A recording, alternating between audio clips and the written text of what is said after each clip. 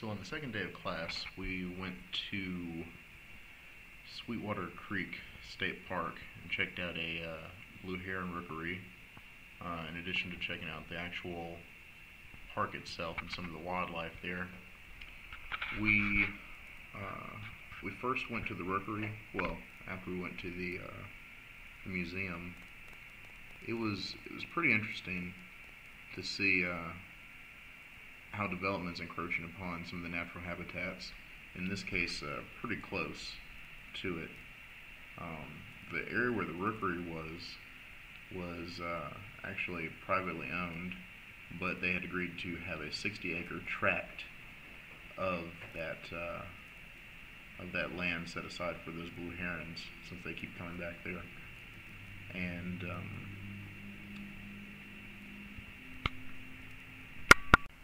so these herons are going to be able to nest there pretty permanently, so long as the developer holds it their end of the bargain. But it was really interesting. Got to see a lot of really neat wildlands. Got to see some invasive species and their effects on the area, such as the hog wallows. Got to see some privet. The privet is everywhere, as always. But yeah, it was a really good experience. Hey guys, so we're at the Sweetwater Creek State Park. We are in the office here with a little museum. They've got all sorts of stuff that you can see behind me, different types of animals, all the different animals represented for the park. We're actually headed to the Rookery, the Blue Heron Rookery. Alright, so we are at the Rookery down here near Sweetwater Creek State Park. You'll notice that it's a lot of early successional. Looks like it was cut maybe about 10, 15 years ago, maybe the most. A lot of pine, a lot of sweet gum. There's a few older trees, but we're going to be walking down. Well, I guess I'm backlit now, but we're going to be walking down this trail towards the Rookery. The herons, blue herons, they get here, or the males get here around February, and they set up shop, go ahead and get their nests built, wait around for the females. Females get here late March, and they go ahead and settle down and have their eggs. This is one of the few rookeries around the state. There are new ones being discovered all the time, including one just near 285. But yeah, so I think the next place we're gonna go is gonna be down that way. We're walking down the trail, so I'll video again later on. So we're a little bit off into the woods, and we checked out this. It's a little development, a little canoe shelter that was built by the adjacent development, and the property line, which apparently is somewhere right over here. Actually, I think that's the stake for it right there, but apparently they built off into it and had to bulldoze it because they didn't get a variance. There's the pile of used concrete there. We're down here a little bit deeper into there. It looks like it hasn't been cut in a fair amount of time. But we do have some invasive species here. Some of this grass right here. I don't recall the name of it, but we got that, and of course we've got good old privet. Stuff is everywhere. Stuff's been here, just coming into Georgia for a long time. But there's good and bad things about it. It holds stream banks really well. It grows pretty quickly, and good for erosion control.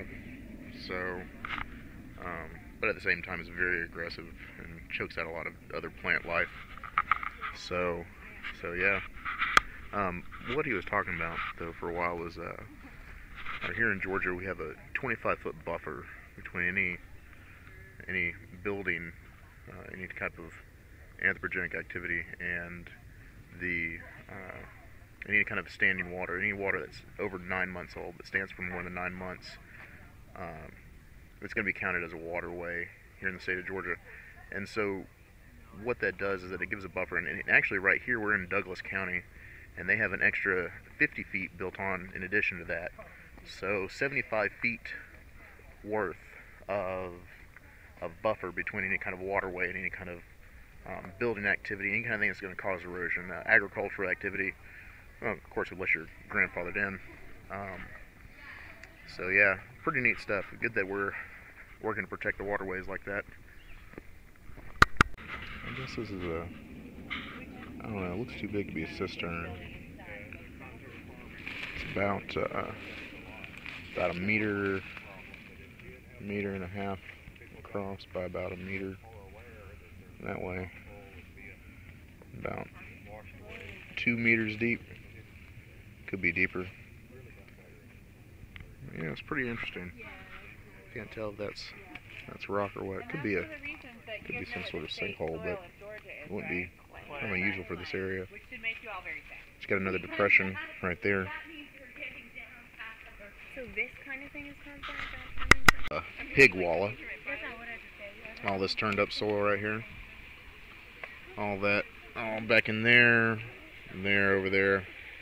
All this back in here is pretty much just one, pretty much giant pig walla.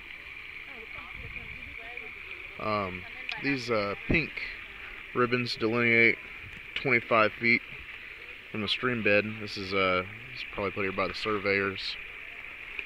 Makes it easy for them to figure out where they need to go when it comes to development. So, as mentioned before, 25 feet is the standard for Georgia, and then another 50 feet up off in that direction away from the stream for Douglas County. So this is a water oak.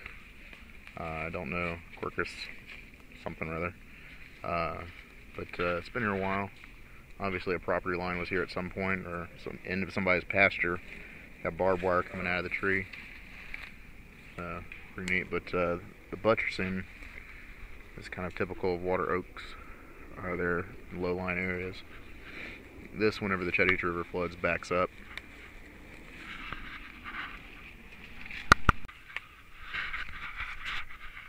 So we're at the Rookery. I feel like David Attenborough right now.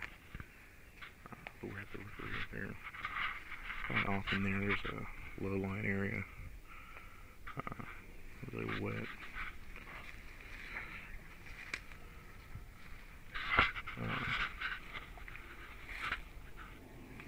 You can hear them chattering over there. So you won't be able to see it with this wide-angle lens, but straight through there is one of the nests, the blue heron nests. They're pretty far up in those sycamore trees. Apparently they only build the nests in sycamores. There's another couple of nests. Right, straight through there. Through that opening in the trees. I can't really see it because it's wide-angle lens, but there they are. These guys are parked over there. They've set up their nest in this grove of sycamores that's just across from this marshy area here. Looks like it probably gives them a good view in and out. I suspect just on the other side of this is the creek.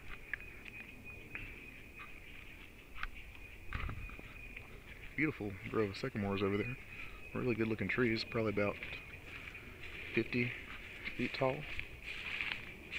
Maybe not quite that much, maybe about 40 feet. Pretty good size though. There's one right there. I know you can't see it because of the wide angle lens, but he's there, sitting in the tree. And there's one that just flew up. Yep.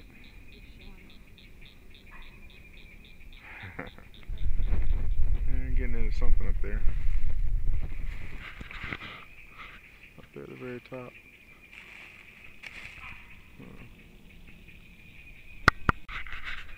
So we're standing across from this grove of sycamores. herons are set up to shop. We're actually down at pond level. This is a beaver pond. Usually water level, I'd be standing in about 3-4 feet of water. You can see the banks right there, all the way across. There they are. There's one that just flew up. A bunch of nests. Count at least 9, 10 of them.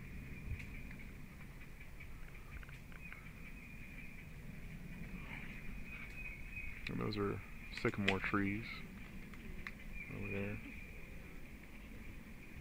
Don't know why my classmates being all loud. But yeah, there they are. So next we went to Sweetwater Creek. We went back to Sweetwater Creek State Park, had lunch, kicked back, and then we hit the trail and went and checked out some of the Piedmont woodlands back in there. Pretty typical of that area. All sorts of lots of hardwoods. Got to check out Sweetwater Creek. Got to check out the old mill. That was my first time out there. It was pretty neat to get to see such a big operation. I was kind of surprised at the sheer size of it. So I am standing beside a southern red oak. Well, you can tell this is a red oak. They're what they call ski trails. Look like where the skis have come through the ground. Along the side, you can kind of stand back and see almost like striations on the tree. So red oak. So this is the red oak leaf. You notice the points on the side, points on the end, versus this. This is a white oak. Pretty big difference. And this still has the ski marks, but it's a lot lighter, a little bit shaggier kind of bark. Let's here with my hand.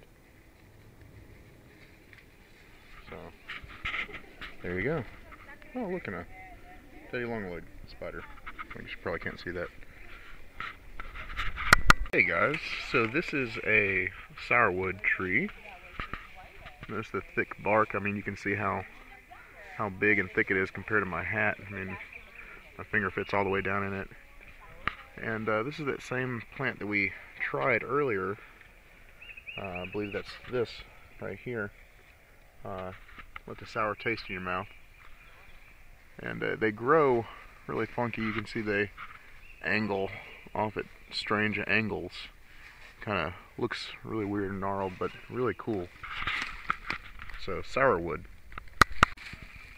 This is a hickory tree. Notice the tire-shaped, kind of looks like tire tread, almost like chain link kind of bark, and has compound leaves. So yeah, hickory. Sweetwater Creek. Flowing down that way. Is a beech tree. It's a mesic species. Lauren, sorry, Lauren. Mountain laurel, and it's in bloom. It's pretty flowers.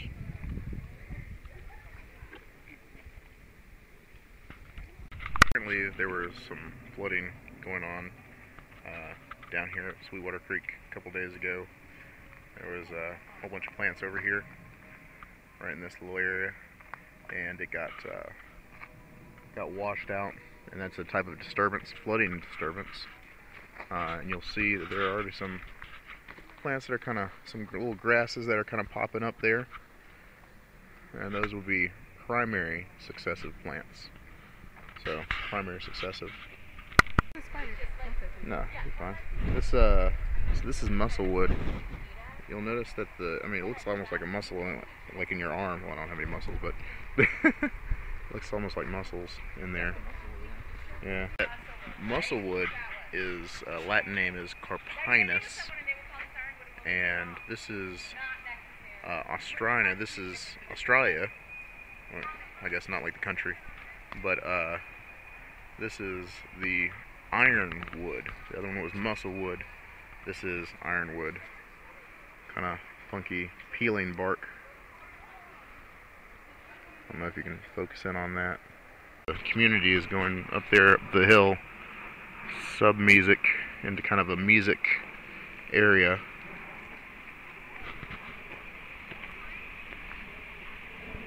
This is old mill cut. An old mill that was down here.